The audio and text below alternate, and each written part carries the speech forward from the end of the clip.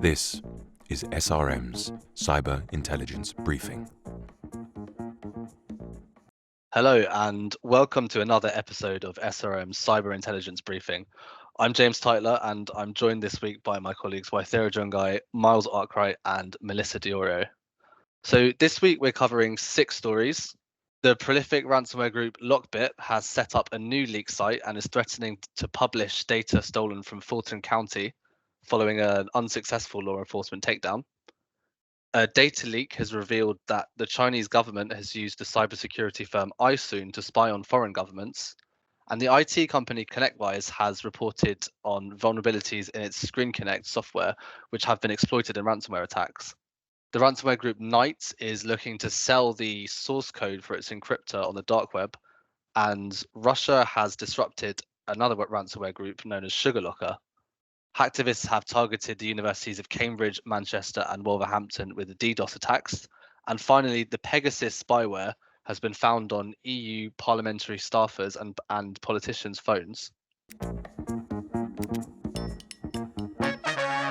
So, kicking off with the story that LockBit, the prolific ransomware group, is apparently back after what appeared to be a successful law enforcement takedown last week and is now threatening to leak sensitive data on Donald Trump. Could you tell us more about that, Melissa?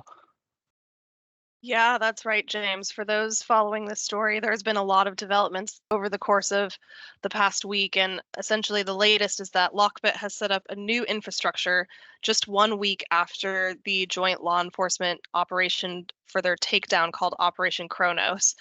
And now the ransomware group is claiming to have obtained documents for the ongoing election racketeering case against former US President Donald Trump from a recent attack on Fulton County, which they are now threatening to publish on the 2nd of March. Separately, law enforcement have revealed that before the takedown, the LockBit group was developing an enhanced version of their malware, potentially to be named LockBit 4.0. Now, LockBit said that the law enforcement takedown happened because the group forgot to patch 2 PHP servers, while the UK's National Crime Agency estimated that the group had generated more than $1 billion in ransomware fees since its inception in 2020. Yeah, and I think this news just really shows the formidable challenge law enforcement faces in dismantling sophisticated groups like LockBit. Absolutely. So while Western law enforcement has been attempting to tackle the ransomware problem, last week we saw an interesting leak from a Chinese cybersecurity firm, which revealed that they were using a private company to spy on foreign citizens. Is that right? Yes, that's right. It was a data leak from Chinese cybersecurity firm iSoon, which revealed that the Chinese government was using the company to spy on its own citizens. The dump of more than 500 files, which was posted on the software development platform GitHub, also revealed that the company was discussing spying on NATO, the UK Foreign Office, the think tank Chatham House, and several foreign affairs ministries in Asia. And iSoon and Chinese law enforcement are actually reportedly investigating the leak. Thanks, Waithera. I think this leak offers a rare glimpse into the extent of China's surveillance efforts and also demonstrates how governments can enlist private companies as hackers for hire to advance their own agendas. Absolutely. Some interesting developments there. And we've also seen that a vulnerability in ScreenConnect is being exploited currently in ransomware attacks. Can you tell us more, Miles? Yeah, so the IT company ConnectWise has announced 2 vulnerabilities affecting its remote access software, ScreenConnect. Thousands of vulnerable servers have actually been identified by researchers who also observed cybercriminals exploiting the flaws to deliver malware, including LockBit ransomware. Thanks for that update, Miles. Yeah, I think whenever we see a software vulnerability like this being actively exploited, it's really critical that organizations using this software patch their systems immediately and follow all guidance provided from ConnectWise in order to ensure that they're protected. Absolutely. Thanks, Melissa. And could you tell us more about the story that Knight Ransomware attempting to sell their source code?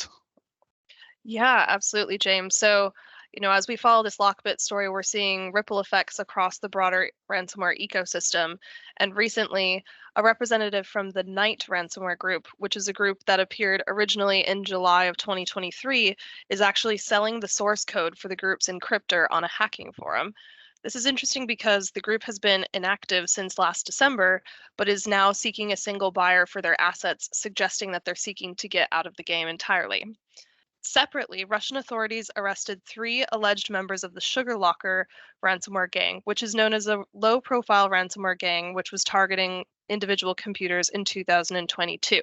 Now, given the timing of this operation, security researchers have suggested that the arrest could be a Russian PR stunt, demonstrating the nation's capability to conduct similar operations to the LockBit takedown.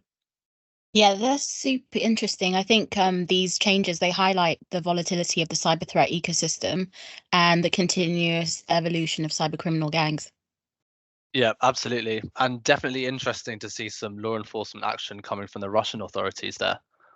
But on the other side of the coin, we've seen a story that the universities of Cambridge, Manchester, and Wolverhampton have been struck by a DDoS attack, which is, if I understand it correctly, by a group that's believed to be linked to Russia. Yes, that's right. It's a hacktivist group called Anonymous Sudan, which claimed responsibility for a DDoS attack on the universities of Cambridge, Manchester, and Wolverhampton, which impacted the availability of IT services. The group targeted a high-speed network used by the UK research and education community, and they said they carried out the attacks in retaliation for the UK government's support for Israel.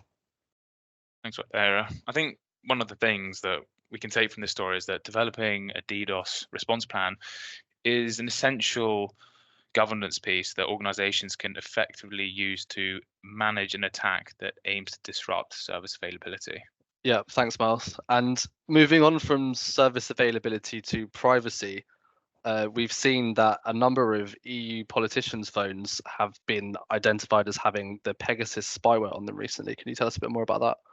Yeah, sure. So 2 EU parliamentarians and 1 staffer on the Security and Defence Subcommittee were targeted with Pegasus spyware. The discovery has placed the EU Parliament on high alert in the run-up to the June EU election and also prompted checks for the spyware on all subcommittee member devices.